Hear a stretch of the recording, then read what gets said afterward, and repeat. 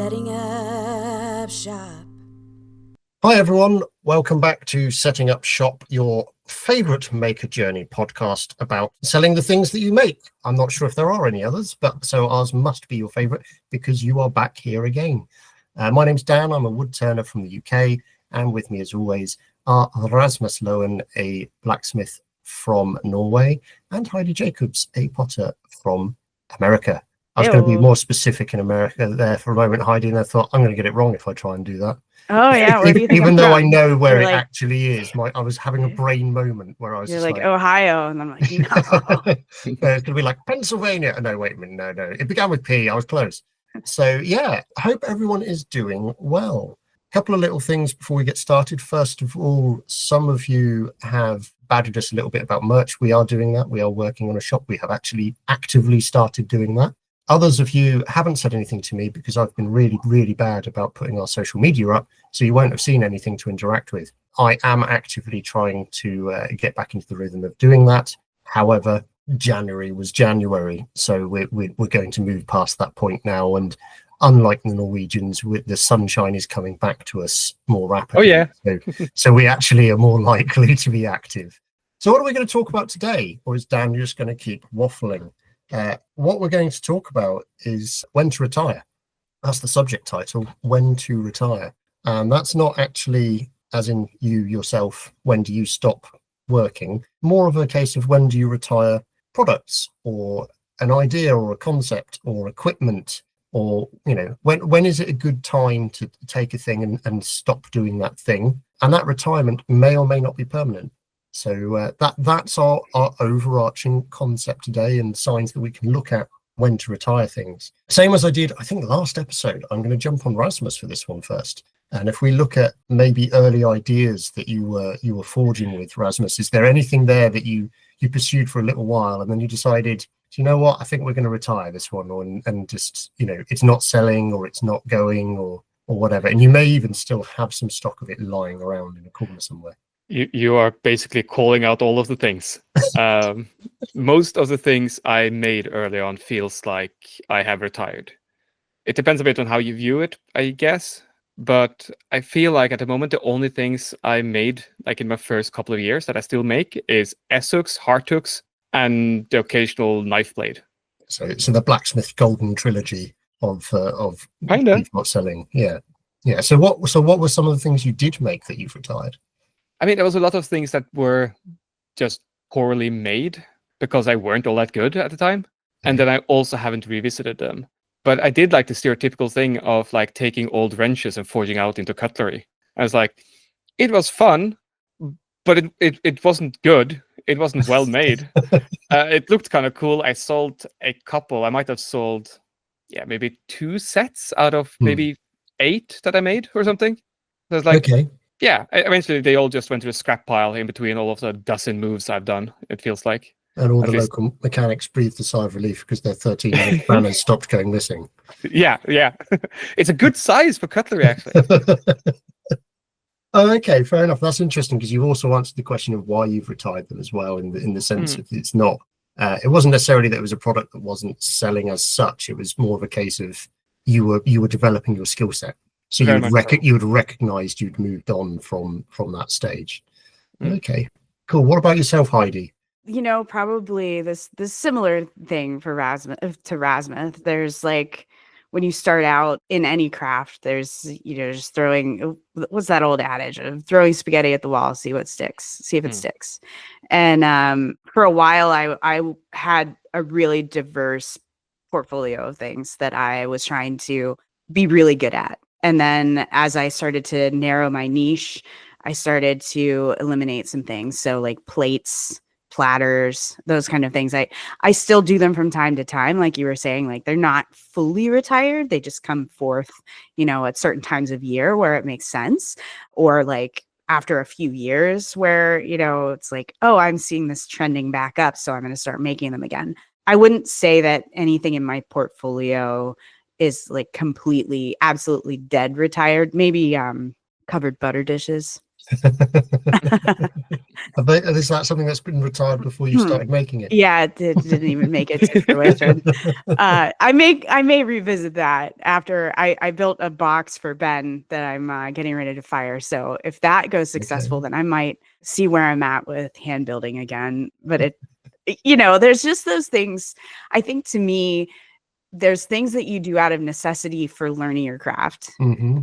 And those things can, ebb and flow. But then there are things that you realize maybe thematically no longer are really that great, like maybe political items that you were doing for a period of time and the theme kind of fell off. And then there are things like some people really lean into making things seasonally, right? And I was just thinking about this the other day, like how gung-ho I was the first 2 years of my business to do specific seasonal work. So I'm talking about things for Valentine's Day, things for Mother's Day, things for Father's Day, very specific things that maybe don't carry over throughout the rest of the year. Being a small business owner and being able to maintain an inventory of those things, it's a position where like that whole process to me might be something that I've retired in a way, just like me doing events and selling things at events. So not necessarily a product specifically, but maybe more a thematic thing or a business approach that I've retired for the moment. Yeah, I think that's a very valuable thing to talk about. It could even, like you say, it could just be a process you've retired, that you used to do something in a certain way. Your reason for retiring that could be, as we've mentioned in the past, posture was wrong when doing that. So it's been bad for your health. It's given you, muscular problems or whatever else. So you've, even though it might have been the most efficient way of making the thing at the time, it was bad on you. So you've retired that process and gone to something that would take longer, but is better for your health or something like that. Yeah, it's definitely worth assessing stuff like, where are you in your maker journey that you're, like you say, you started off with thematic stuff. Oh, okay, you're going to pick the popular holidays throughout the calendar and you're going to make things specifically for that, which is an understandable thing of people going, oh, but people buy loads of that kind of stuff at this point in time. Yeah, they do, but that's like a 3-week window for that one thing. And then you've got stock that's now out of date. Yeah. I think, it also bleeds across, doesn't it, into trends and how, like, I don't know about you guys, but so traditionally in wood turning at Christmas, you will see a lot of hand-turned Christmas trees and snowmen every year that people will give as gifts or try and sell at craft markets and stuff. And there'll be various sizes and maybe they'll be painted, maybe they won't and whatever. But for the last couple of years, something that certainly has become really popular at Christmas is turning donks, or like gnome things with like massive beards and like a big cap. So they're a European, I think, are they more of a Scandi type thing, Raz? The way I recall them, yeah. So they're basically a squat figure with the face is basically beard. You might have 2 wooden feet poking out, a wooden nose, and then it's got a big hat on the top. So it's a relatively simple shape to make, but you can make them so they look quite cute. And it's something a bit different from a Christmas tree or a snowman. And so they seem to have, the last, as I say, 2 years. But I definitely noticed this year that they were already on the downturn. Like they were a real blip of a trend of something to make. And I'm sure, there'll be a few around for a couple of years, but it will drop off again. It's like the bandsaw reindeer. Yeah, exactly like the bandsaw reindeer. Yeah. So for those who aren't aware, again, it's exactly as it sounds. It's a shape that you can make out of a block of wood on a reindeer. It's a single piece of wood. You glue a pattern or tape a pattern onto it and you make a series of cuts, and then, hey presto, you've got a reindeer. And it's, depending on how well you do it, it can look quite good, but really you can only give them away to your family for 1 year or try and sell them for 1 year before the following year. It's like, unless you're going to do the whole thing and you're going to no, this one's Dasher, and then the next year it's Donna, and then you're actually building the whole set as you go along. It's a little bit awkward. So yeah, seasonal as well as trend stuff. I can't wait for river tables to have gone, just completely disappeared, to have moved way over there. Yeah. It's not as popular, but there's one of my colleagues at work is still making 2 or 3 a month. Whoa. Yeah. People. So that's the thing. I think river tables have passed out aside of the maker community, but it's still such a unique and pretty looking thing that the normal people outside of the maker community still want to buy it. Yeah, it's not makers who want them anymore. It's weekend warriors will come into the shop and be like, oh, I want to do such and such, and then you explain to them that the amount of resin in that table is going to cost you £800 before you've bought the wood, or thought about legs, or the machinery to process it, or the sanding and the whatever. Or I can give you the number of a sadist over there who likes making them, and he'll do it for you. You'll pay more money, but it will be finished. Gosh, anytime anybody says anything about resin, and I just think bubbles and discoloration, and I'm like, nope. Yeah, no. Exactly that. I mean, don't get me wrong. It as a product, if you can find a thing where it fits in well to what you're doing, it can accentuate things. It can rescue some pieces of wood or other products that otherwise wouldn't be able to use. I totally accept that. I'm just done with them now. They're just. I cringe every time someone comes in and starts inquiring about doing it, and I'm just like, this is where the bad salesperson kicks in. I'm like, do you really want to go through this hassle? That's where Dan becomes a wood snob. Yeah, 100%, 100%. And I've never said otherwise. I've always said do you have a thing against end grain butcher block style chopping boards? I don't have a thing against end grain style chopping boards, because if they are done properly, they take quite a lot of effort and skill to actually do properly. Yeah, the maths on those are hard. I do have an issue with people telling me they've made an end grain chopping board, and what they've done is they've gone to a hardware store and bought a kitchen countertop that's already glued together, and then they've cut a rectangle out of it.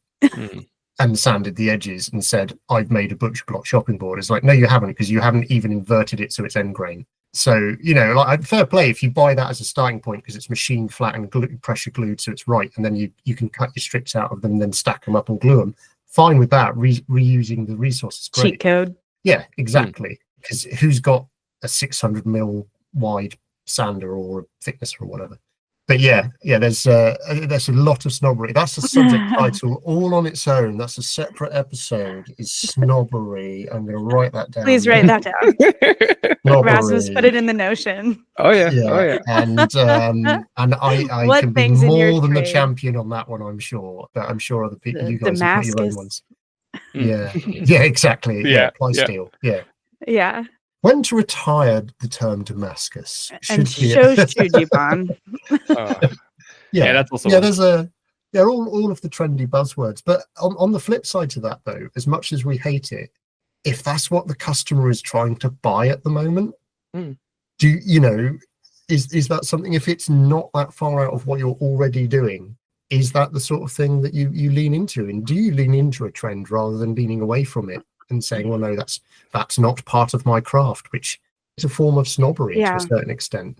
I think so, but also I think those trends can start to foment some excitement for some of your crafts, where like maybe historically everybody's just like, all woodcraft is just about joinery and miters, and they miss the exciting bits. And every once in a while you see those movements of trends coming back around, because more people are, weekend warriors trying something out and they're learning something. We see the same things in I'm sure in blacksmithing, but in pottery it's kintsugi. Oh, well, I broke a mug. Can I kintsugi that? Or, people doing colored slip and creating that marbled pattern around their pieces. Like, there are so many like trendy things that get people excited about your craft. But I agree with you. Anything. Anything made with railroad spikes. Oh, for sure. People welding them together to make little figurines. I think we've delved further into the snobbery subject already, haven't we? But we have. Sorry, help us get out. This might have to be a 2-part episode on snobbery, I think, or a 3-part. Each of us could pick our own subject and just go off on one. With written in comments, I'm sure there'll be some of it there. So when to retire a subject that you're talking about in the middle of an episode? It's not how do you retire an episode? Let's exit the building from that. You brought up an interesting element of this as well, Rasmus, before we got started, which is when to retire customers. Yeah. And I know it was a flippant passing comment, but I think it also got some value to it, in the sense of when do you take the emotion out of the decision as a business owner, of maybe you've got an awkward customer who's trying to ask a load of questions for a commission, and you've been going back and forth with email ping pong for like months, and they keep moving the boundaries and they keep changing their mind and they keep shifting the budget, and the only person who's losing out in this is you, really, because you're potentially putting a lot of effort in. But when do you make that choice? I think I've done it on 3 different occasions, actually. And it all kind of depends. Like, one is just how easy is it actually to talk and deal with the customer? Like you said, if they keep moving the goalpost, if they keep changing the terms or the design or anything, and especially if it's something I'm not excited about making in the beginning, like if it's just plain welding and they keep being difficult or uncommittal in their decisions, like they are flaky and they go like, oh, maybe powder coated, maybe raw steel look, maybe forged look, and I was like, yeah, okay, fuck off for a minute, decide, and then maybe come back to me about it. But then also all the times I've had, like, I've completed a job for a customer and kind of the job itself went fine, but getting the money or the full payment afterwards was a hassle. And then they come back to me and they want more work done. I was like, no, sorry, I am too busy at the moment. Yeah. Try again next year, kind of. Yeah.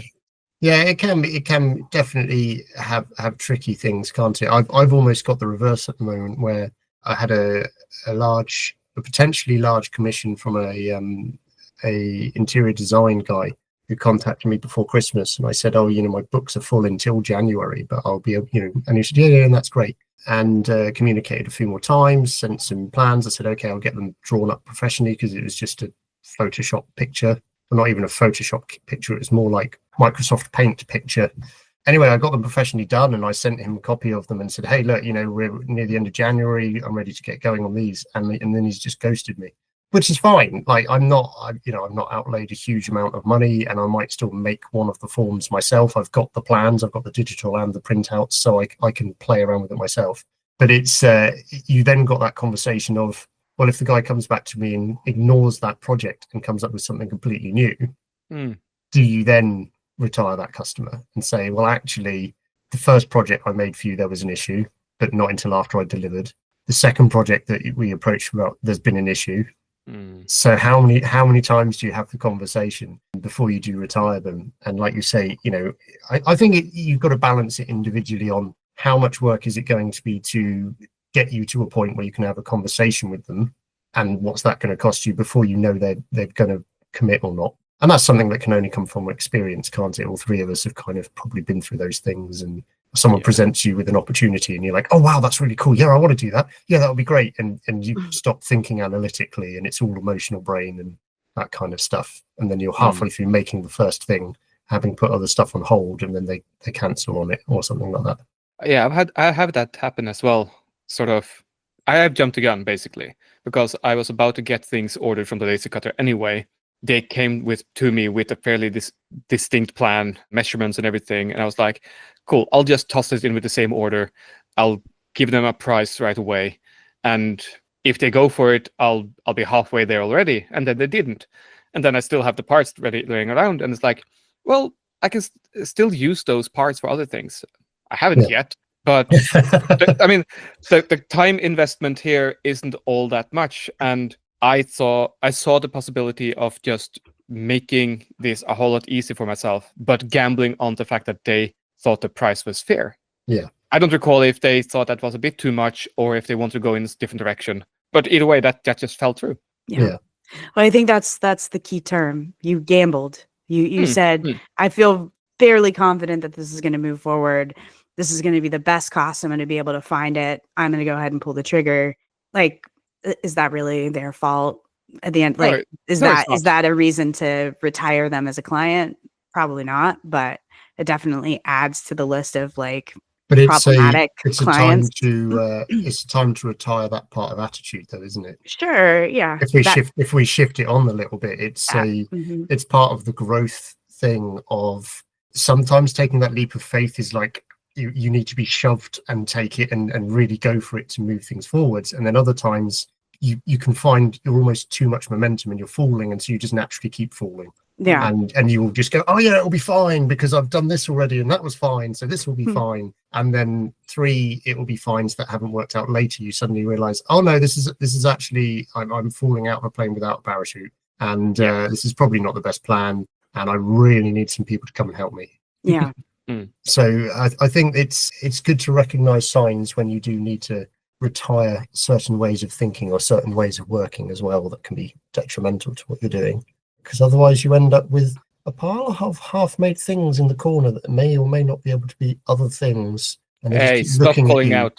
I'm talking about myself. Oh. See how relatable it is?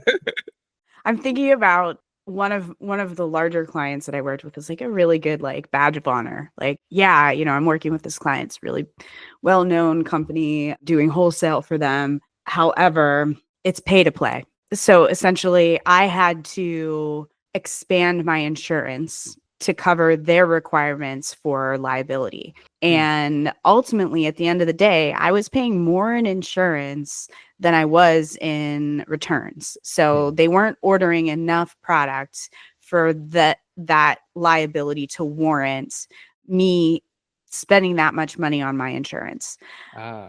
It's not that they were a bad client. It's not that, I didn't enjoy making the products. It's not that I didn't get some kind of commercial benefit from it. It's just that at the end of the day, the pay to play model just really wasn't worth it to me. And I think you also you can look at that in terms of how much does it cost for a booth fee? How much does it cost for me to have a shelf in your store? What is your, again, it just goes back to that pay to play. I have to pay a certain amount to this person in order to even have my product in their space. Yeah.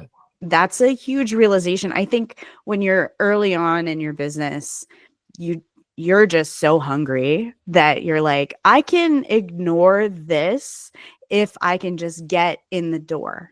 Yeah. And then as you start to establish yourself and you get into these other situations where maybe you're treated better, or maybe there's more foot traffic in this space, or maybe the orders are actually evening out where you're actually making a profit from that partnership, those evaluations about whether or not you stay with that client or stay with that service, I think are really big, especially as you've established yourself. Like, I don't know if we talked about this previously. We may have, where there's that certain allotted investment period where you can kind of determine that your business is not going to make $1 the first several years, right? Because it's all about reinvesting back into the business or getting loans to be able to invest in the business to get stock or material, or stock and material, same thing, machinery or whatever. Yeah. And then there's a certain point where you evaluate, like, was that worth it?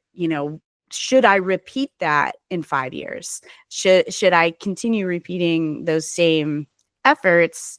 Did they warrant the monetary investment? Did they warrant the time investment? And I think when you look at clients, that's a big space where I wear my heart on my sleeve and I want everybody to like me. And that's a problem for a business owner, because as much as I like, so Laura Kampf has a tagline that's always favors, never orders. That's building relationships. That's, building a community. It's very hard to build a business that way. Yeah. As much as you want to be like, I want everybody to feel like we're raising everybody up at the same time. Like, if I benefit, you benefit, and we all benefit. But unfortunately, in business, that's not always the case. Like, sometimes people will benefit more from what you're offering. Sometimes you'll benefit more, but also there's that like detachment that you almost need to do to survive as a business owner. And it's a place where I struggle the most, I think. Yeah. That relationship of being able to say, you know what, this isn't lucrative, or being able to go back in and say, like, hey, I need to raise my prices. Yeah. I don't know if that aligns with what you are thinking this year, but I can't continue this moving forward. And sometimes it's not about, you breaking up with them. Sometimes it's a mutual breakup. Yeah. I think all of that is really valuable things to think about, because I can remember one of the first sort of maker business people I spoke to specifically having a conversation with me. They had asked me to potentially make some stuff and like bring it in and show examples, and I did. And then they asked about costs, and I'd kind of figured my costs out, and I said what I thought I wanted to charge, and they didn't bat an eyelid, and they took their phone out and they started doing some calculations, and I sort of jumped the gun, and I was like, oh, if I need to go lower, like, let me know, kind of thing. And they stopped and looked at me, and they were just like, this is a business transaction, take any emotion out of it whatsoever, like, this is a free lesson. Yeah. Like, don't say that ever. Like, stick to your guns on it. It's up to me as the person potentially buying from you to figure out, is it worth me doing it? I said, if it's not, then it's not. And you've not made anything yet. We've had a conversation. You made a sample. Either way, I'm buying the sample off you. So you're not losing out, but just don't, just hold off, stick to your guns. And so that was something I retired that attitude very quickly, of that kind of desperate, needy kind of Yeah. please just buy my things. I need the validation that I'm good at making things.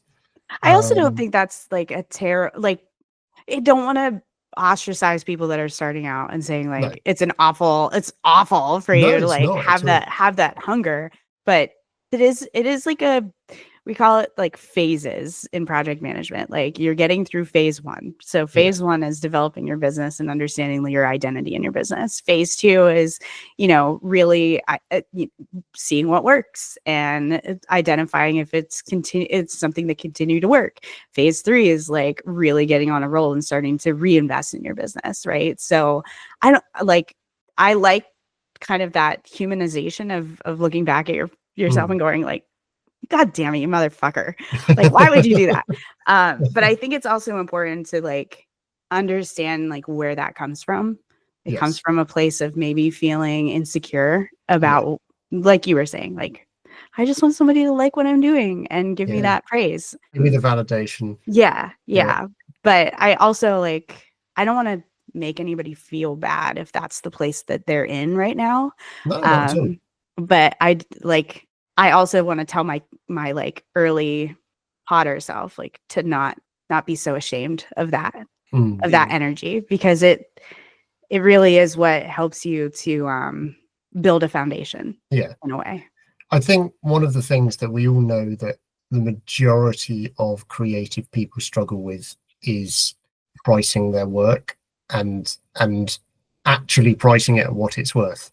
Right. And I've been very fortunate in that over various years and times and stuff, I've been able to, through working in retail and not in retail and working in businesses and all this kind of stuff, that I've learned some very invaluable lessons, and I'm still learning them. And that's part of the reason why we're sharing stuff on this podcast. So one of my most recent commissions was for a furniture maker.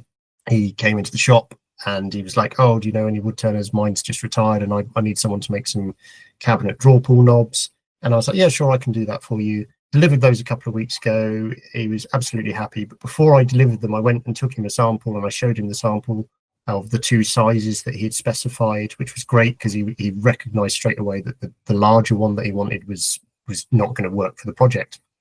So that's a big lesson for anyone if you're getting into something. If someone's asking you to make a batch of a huge amount of things, or more than 5 that are the same, and they've asked for 2 sizes and they're not sure, make a sample of each one and take it to them and go, hey, here you go.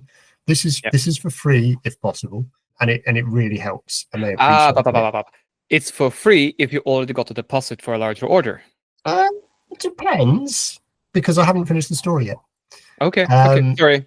So naturally, he then got to the point of asking about price. Okay. Now, bearing in mind, these things were just under 1 inch in diameter and just under 1.25 inches long. So they are not big. So that's 24 mil diameter, and it was 30 mil long. Okay. They still took me 10 minutes to turn each one. All right. And so, I'm happy to chat about this on air, as it were. I ended up charging £5 a piece for those. He supplied the timber. Okay. And it was pre-cut into sections. So all I had to do was power on the lathe, sharpen my tools, and sand them. I didn't have to apply any finish. So minimal consumable costs and my time. And that was realistically it, and sort of power charge and that kind of thing. But I charged that rate because that built in the cost of the sample. Yeah. Okay. I'm happy with that. But on the flip side, as you say, Raz, if they've basically said we're going to buy no matter what, and you go right, okay, half the amount up front, then fair enough, you've got to build that into the price. But we're not talking about pricing again. But it's having the confidence to have that conversation, because I was unsure at that point of what to charge. In my head, I knew that I needed to charge £5 a unit. That's what I knew I needed to do to be properly in profit. But I felt guilty because of the size of the item. But with having the conversation with the guy who was making the piece of furniture, I said, oh, well, I'm unsure at the moment because of, this is my normal hourly workshop rate, and they're currently taking me about this amount of time. So it wouldn't take him long to figure out where I was headed. And I said, but, I appreciate that, they're quite small. And he just stopped me there and he said, look, Dan, this is for a piece of furniture that's going to end up in London. This is a one-off bespoke piece.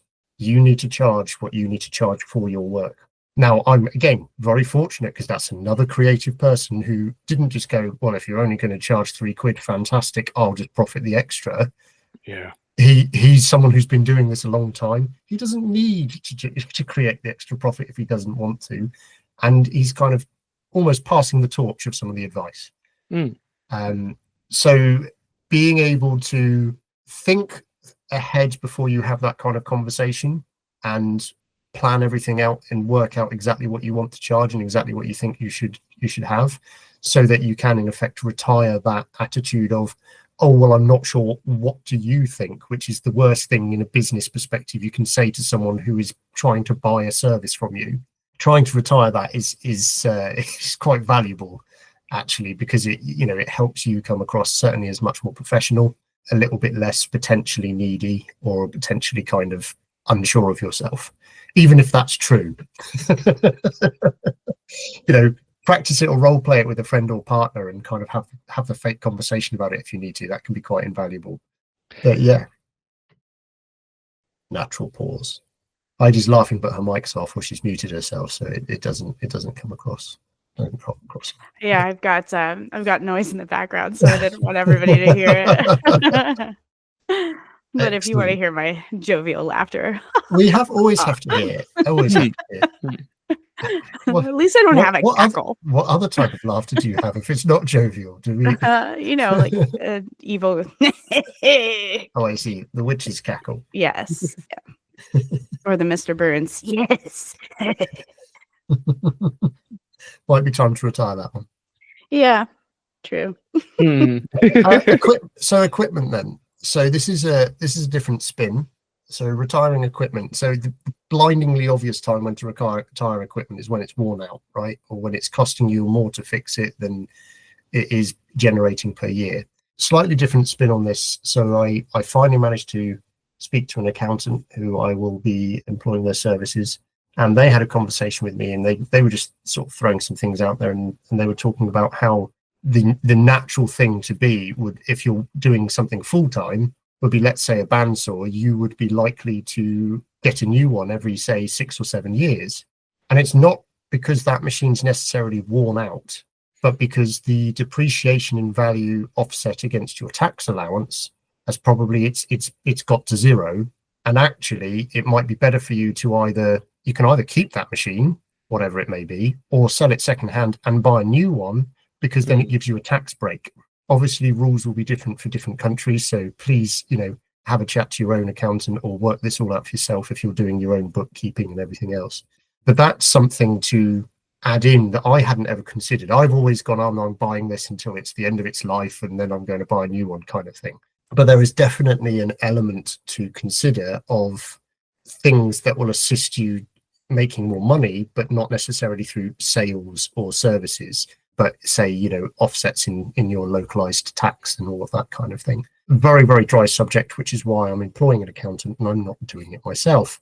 But that's because I would never have thought of something like that, So that's definitely something to consider. Like, I don't know if it would be the same for you with power hammers, Rasmus. I don't want to give you an excuse to buy more blacksmithing equipment. I don't need an excuse. I'll just do it. Reckless abandon.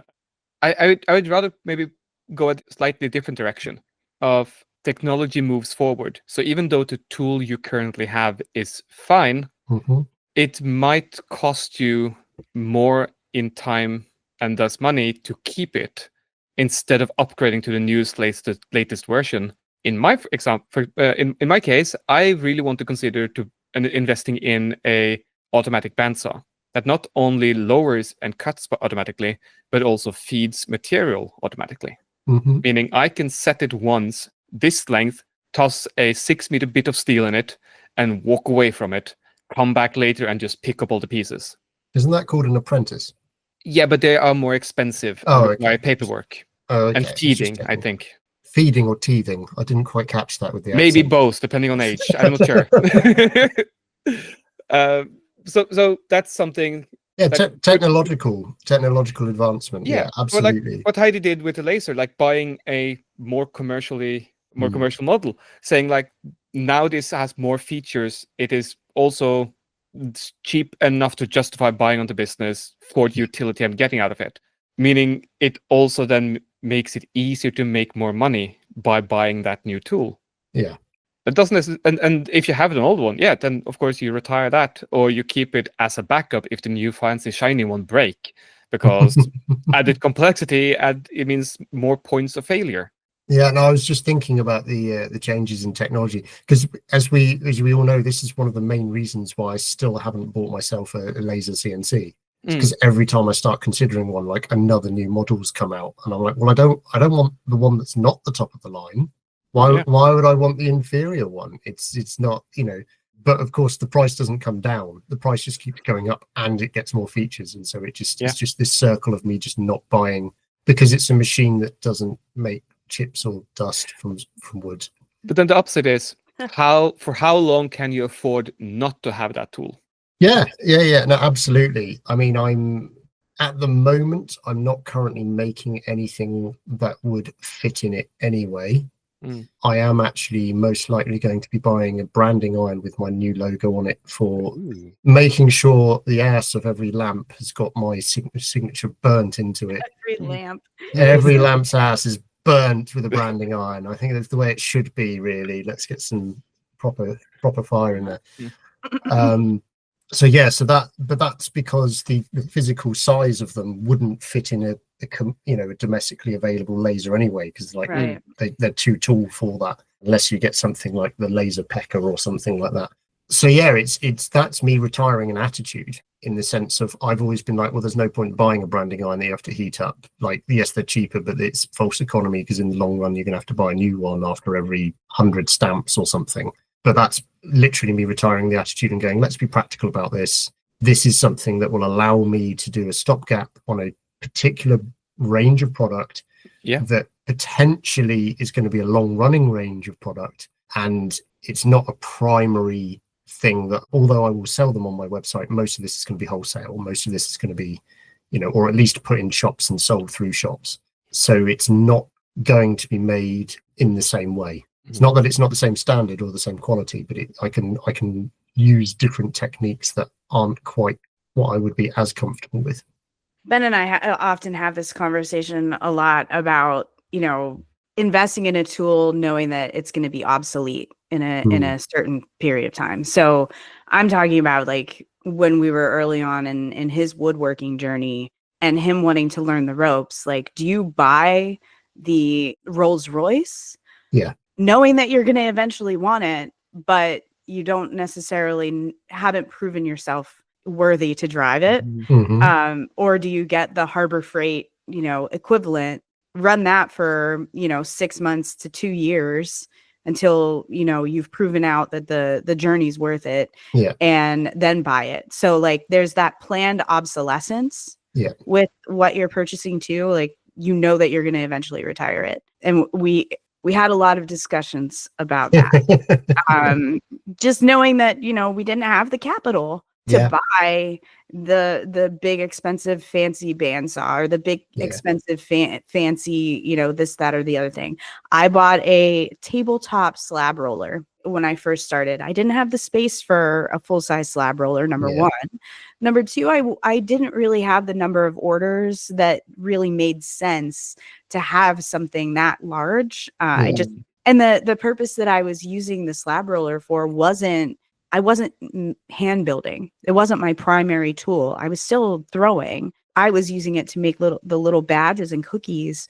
And so it really didn't make sense to buy this big honking piece of equipment that was going to take up the space until I had the space. So there was some planned obsolescence with the smaller slab roller. Then I knew I would eventually upgrade to a larger one once I got into a larger space. But it's just like, it's one of those things that I consistently run into as a business owner is that like balancing act of, okay, well, I need to spend X amount of dollars to pay less in taxes. And I know that I'm going to buy that piece of equipment next year. So do I buy it on the bankrolls this year to reduce my tax load? Or do I wait until next year to reduce next year's tax load? Yeah. It's all of that like paperwork bullshit that I think Dan's done a brilliant thing of hiring somebody to do that versus me kind of trying to do it all myself and then going to a numbers person at the end of the year to go like, did I do it right? 9 times out of 10 I do, but I've created more sleepless nights for myself trying to figure out, do I pull the trigger now and retire the old piece of equipment for those benefits, or do I wait because the thing is still doing pretty good. I'm not whatever XYZ reason. Last year I invested in a new pottery wheel and it was like multi-parts reasoning. Number one, I was having back issues from sitting and throwing. And one of the things that some of my other potter friends have done is they upgraded to a standing wheel. Either they took their wheel and they put it on cinder blocks or they built some kind of apparatus. I decided that the wheel that I had was great for a hobbyist. Yeah. Right. It had enough torque. It was a workhorse of a pottery wheel for a hobbyist, but I needed something that was easier to clean. I needed something that I could move around without having to like move a bunch of cinder blocks and, lift this thing and put it down or whatever. So I wanted something that had commercially made legs that could lower, because I'm short, so I'm only 5'2", so I don't necessarily need a wheel that'll fit a 6-foot person standing. I needed something that would work for me as a short person. And then there were like a bunch of other considerations too that made me pull the trigger last year, like the new studio. And, I was already putting a lot of capital into the business at that point. But I also realized like I didn't have to sell the old wheel. Yeah. And you know what that wheel is now? A trimming wheel. So I just have my trimming bat already on it. Nice. So when I'm ready to use it, I just move over to that. And I don't know if there's like things in your workflow that maybe you retired it for one task, but it inherited a whole new life because it was now functionally something that you could just keep, this blade on it and then never have to swap it out again. Like, is there anything like that in your shop that retired from one function, but migrated to a new function and not just like, coat rack? Yeah, so anvils. I have anvils. Yeah. Anvil coat racks. Yeah. Yes. So on my, not in my specific shop, but there was, well, other than everything becoming a shelf when it's not in use. When I worked for Crimson Guitars and we were making guitars there, they had a slide out crosscut saw, and it was this tiny little thing. But there was a blade on it that had been reground specifically from a normal circular saw blade so that it was the right, when it cut a slot, it was the right width to put fret wire in. So whereas commercial blades with the way their teeth are out and everything, I can't remember, it's like a 4 mil width of cut or something like that, depending on the blade you buy. But that's like, it might be 2.5 to 4. I can't remember what it is.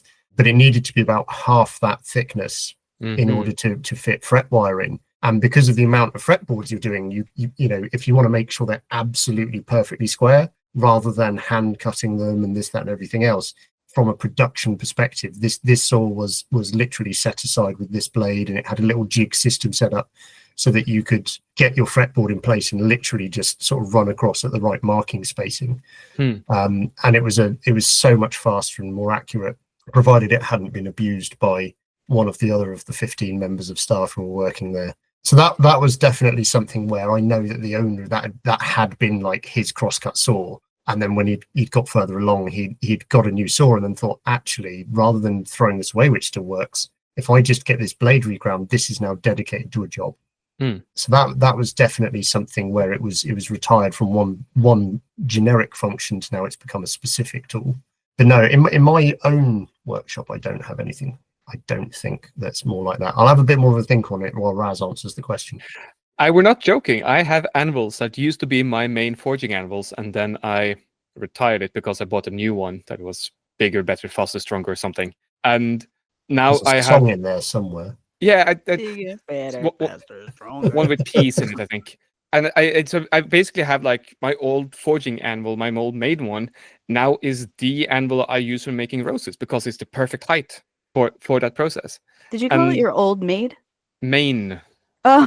I thought you said old maid as well. I just thought this is an interesting blacksmithing term. Oh, I was going to go over to the old maid and bash some metal out on her maid. a bit. The old maid. I mean, it is a bit broken, but anyway. Milks well. Still makes me lots of money. Wow. Anyway, yeah, Retired. I have anvils that I'm not using every single day, but it has the perfect hardy hole. It has the tool that fits really nice, and that is the correct height to do a certain process on. So that's sort of the one I use only for this step. And because I am me, when I do some forging operations, I want to have multiple anvils set up at the same time with different tools on them, so that I, in one single heat, can move from one to the other and keep the process going, keep the heat going, and be as efficient as possible, instead of doing one process on one heat, doing that on 20 pieces, then retooling the anvil, so to speak, doing another heat, and so on and so forth, and sort of compressing that timeline a bit. So what we're all basically doing is going on record saying this is why you should never throw any tools or equipment or materials away, because they will come in handy for one process for that occasional time you need to do it.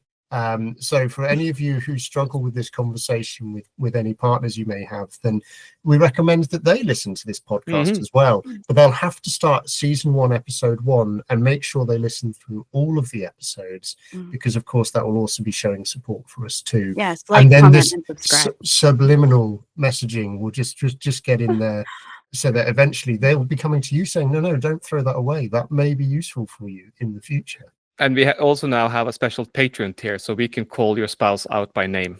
Oh, well, that would be fun. Yes.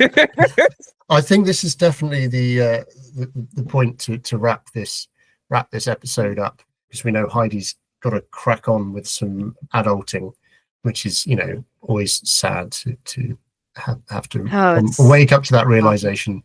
But it's been great to chat to you guys as always, and we hope that everyone is enjoying all of the many things that we talk about. Can you tell I'm stalling for time while I'm trying to look something up on my phone? Give me a moment. Really well. The reason why is because we've received our first email. Oh. And the guys don't know this yet, so we've received our first email, and it is from the lovely Wood Seats Richard Martin. Oh, hi, Richard. Who he makes things out of pallet wood and other stuff, but he's been listening to the show a lot, and so he's written and he said, definitely not a wood turner or a potter or a blacksmith. I'm an occasional seller at craft fairs, general maker of stuff from reclaimed materials. Anyway, I'm really loving the show. It gives great perspectives and has even kicked my ass to getting back to selling at craft fairs. Might even do more than just 2 this year. Keep at it. Lots of thanks, Rich. So that's amazing. Thank you very much, Rich, for writing in. And if you want to get your name read out on the podcast, then please, feel free to email us or pop us a message on there. However, if you happen to be Irish and called Alan, then any jokes sent to us will not get read out. You've already got a platform for that. So thank you very much, everyone, for listening. I hope you found it interesting.